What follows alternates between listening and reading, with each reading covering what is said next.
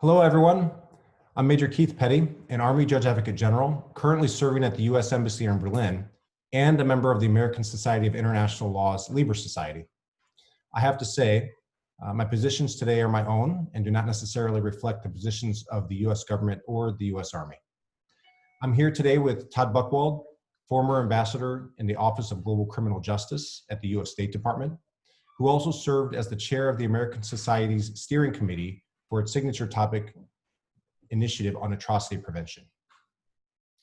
Hello, everyone. We wanted to introduce and welcome everyone to the symposium series on civilian casualties, the law of prevention and response. The series is co-sponsored by the American Society of International Law, ASIL's Lieber Society for the Law of Armed Conflict, the American Red Cross, the Stockton Center for International Law at the U.S. Naval War College, and the International Committee of the Red Cross. And all of these organizations have done an enormous amount of work in preparing for and putting together the program. We are planning 6 panels to take place over the next 2 months, beginning on September 30, with the exact times and dates to be posted on the American Society's website. We encourage people to join live for each panel, but for those who cannot, the videos will also be posted on the ASIL website. Our hope is that, taken together, the series will serve as a valuable resource for lawyers, students, the public, and everyone else and others who are interested in a fuller understanding of these issues. Keith, you've really done more than anyone to put all this together. Do you want to say something about how the symposium came to be? Certainly. So the series has been developed originally as a project of the American Society of International Law's signature topic initiative. The idea of this particular series was to focus on civilian casualties, including to focus on 3 broad areas. First, the role of practitioners, including government and military attorneys, NGOs and humanitarian workers, and the academy. Second, developments in law and policy related to preventing and responding to civilian casualties in current conflict. And third, developments in the legal framework and emerging technologies and how they will likely affect near-peer conflicts of the future. And just to say, originally, when the Society was considering ideas for its signature topic programs, there were separate proposals submitted for initiatives on atrocity prevention and on civilian casualties. The 2 topics are, of course, different, but they both share the sense of an underlying imperative of protecting individuals from harm and of the essential value and worth of all human beings.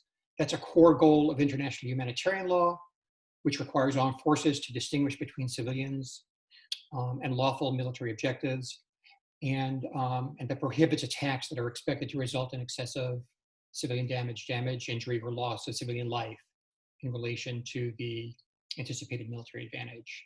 And it's also a core goal of efforts to reduce civilian casualties, whether the acts that cause these casualties are or are not violations of international humanitarian law.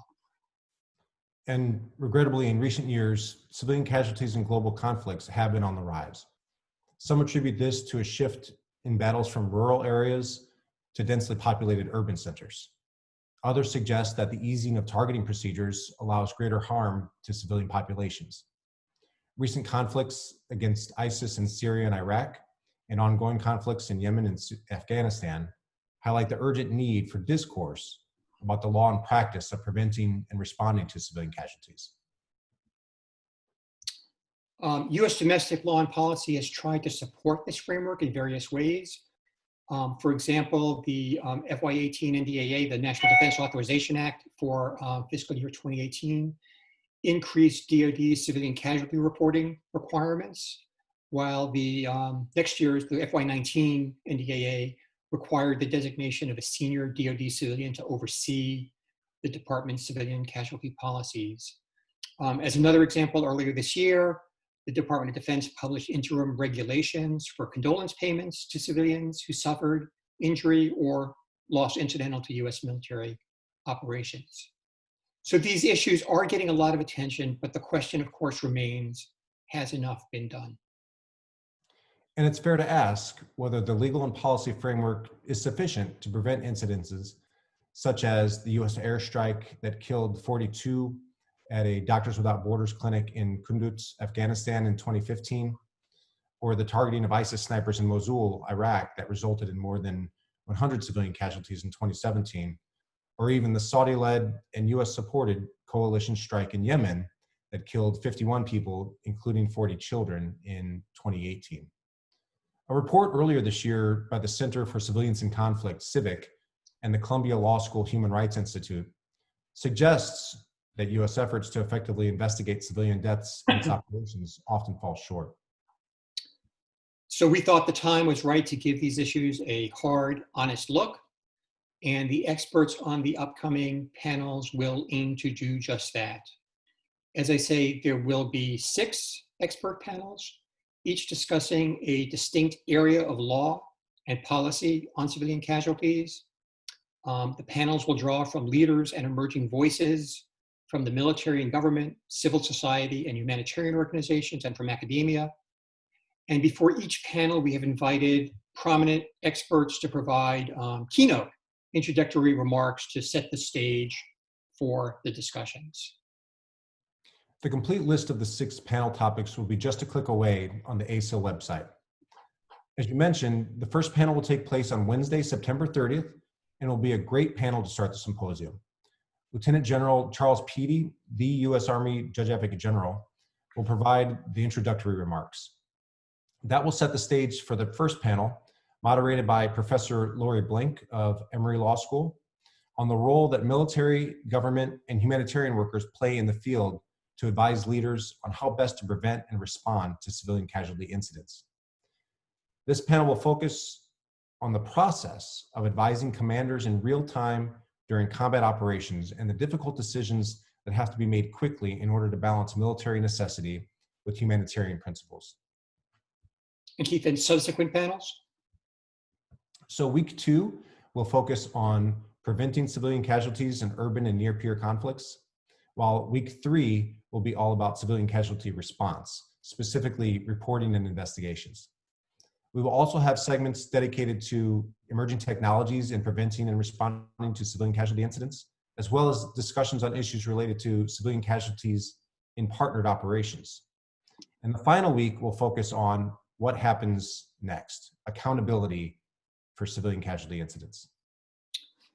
Our original plan had been to have a one-day symposium, a full-day symposium in March, before our signature topic initiative closed out in April. But like so many other activities, we had to postpone because of the coronavirus pandemic. But the silver lining is that the online format really enables us to bring in even more experts from around the world, and also allows viewers from around the world to tune in and to participate. So please, we encourage all interested to tune in, and we are hopeful that the series will make a valuable contribution to a deeper and wider understanding of the really essential issues that are involved.